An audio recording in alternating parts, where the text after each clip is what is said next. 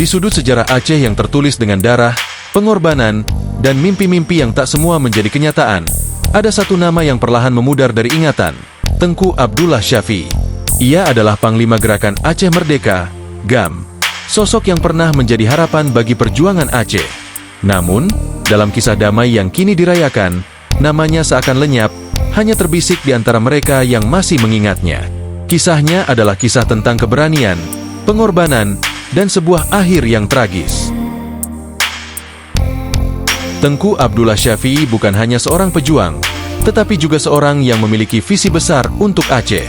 Sejak muda, ia melihat penderitaan rakyatnya, menyaksikan ketidakadilan yang terjadi di tanah kelahirannya. Ia tak sekadar mengeluh atau menunggu perubahan, ia memilih jalan perlawanan. Sebagai Panglima GAM, ia adalah sosok yang dihormati, bukan hanya karena keberaniannya di medan tempur, tetapi juga karena kebijaksanaannya dalam memimpin.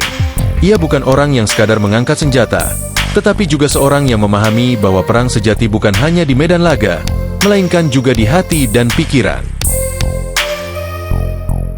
Namun, perjuangan Tengku Abdullah Syafi'i berakhir dengan tragis.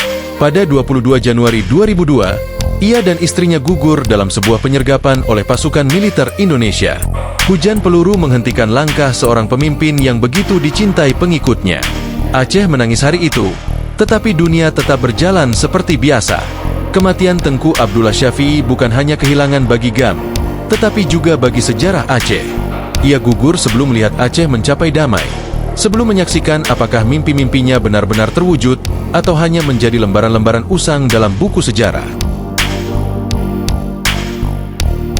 Ketika perjanjian damai antara GAM dan Indonesia diteken pada tahun 2005, banyak yang berharap bahwa para pahlawan yang telah gugur akan dikenang, bahwa nama-nama seperti Tengku Abdullah Syafi'i akan tetap hidup dalam ingatan rakyat Aceh.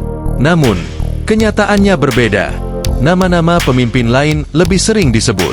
Nama-nama yang duduk di kursi pemerintahan, yang menandatangani perjanjian damai, yang menikmati hasil perjuangan itu. Sementara itu, Tengku Abdullah Syafi'i perlahan menghilang dari percakapan, dari penghormatan resmi, dari pengakuan sejarah. Banyak yang kini menikmati Aceh yang damai, tetapi tak semua mengingat siapa yang telah membayar harga untuk itu. Tengku Abdullah Syafi'i telah memberikan segalanya, hidupnya, keluarganya, darahnya. Tetapi apakah Aceh masih mengingatnya? Sejarah seringkali kejam pada mereka yang telah berkorban. Nama mereka dihapus, jasa mereka dilupakan, dan perjuangan mereka hanya tinggal kenangan samar di benak segelintir orang. Tetapi bagi mereka yang masih peduli, kisah Tengku Abdullah Syafi'i tak boleh dibiarkan pudar.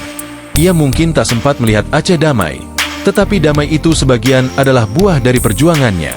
Jika hari ini kita bisa menikmati ketenangan di tanah Serambi Mekah, maka itu bukan semata-mata karena meja perundingan, tetapi juga karena mereka yang telah gugur di jalan perjuangan. Tengku Abdullah Syafi'i adalah pahlawan yang terlupakan. Namun, bagi mereka yang masih peduli pada sejarah, namanya akan tetap hidup. Tidak di monumen, tidak di buku-buku resmi, tetapi di hati mereka yang mengerti bahwa damai hari ini lahir dari darah dan air mata kemarin.